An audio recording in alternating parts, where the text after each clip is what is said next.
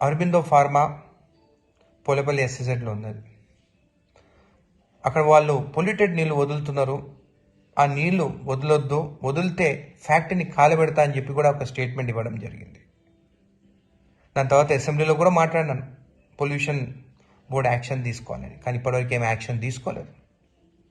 ఏమో pollution board వాళ్ళిద్దరు ఒకటైనారో, రైతుల గురించి పట్టించుకోరో అర్థమవుతలేదు.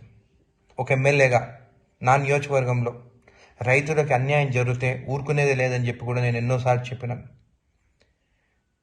ఇంకా ఓపిక లేదు నాకు. ఇంకా పొల్యూషన్ బోర్డులో కంప్లైంట్ ఇచ్చుకుంటా, స్టేట్మెంట్ ఇచ్చుకుంటా, ఇంకా నాకు ఓపిక లేదు. ఒక్కరోజు టైం ఇస్తున్నా పొల్యూషన్ బోర్డులకి. ఇప్పుడు వీడియోలు కూడా మీకు పంపిస్తాను, నీళ్ళు ఎట్లా వదులుతున్నారో.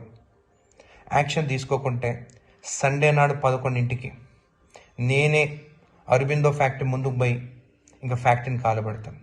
మీరు యాక్షన్ అన్నా తీసుకుంటారా, నేను ఫ్యాక్టరీని అన్నా కాలబెట్టాలా అనేది మీరు నిర్ణయించాలి. పొల్యూషన్ బోర్డు అరబిందో యజమాన్యం కూడా చెప్తున్నాను, ఇంకా చాలు. 1000 కోట్లు సంపాదిస్తున్నారు, లక్షల కోట్లు సంపాదిస్తున్నారు. రైతుల పొలాలు వాళ్ళే, మీ వల్ల అసలు పంట నష్టం జరుగుతుంది. అక్కడ ముద్రెడ్డిపల్లి చెరువులో చేపలు కూడా చచ్చిపోతున్నాయి. ఎన్నిసార్లు చెప్పినా కానీ మీరు పట్టించుకుంటలేరు. మీ డెడ్ లైన్ సండే 11 o'clock. నేను వస్తున్నాను మీ ఫ్యాక్టరీ ముందుకి. మీరు ఈ ఒక్కరోజు లోపల సరిదిద్దుకుంటే మంచిది, లేకుంటే కాలబెట్టేది మాత్రం గ్యారంటీ.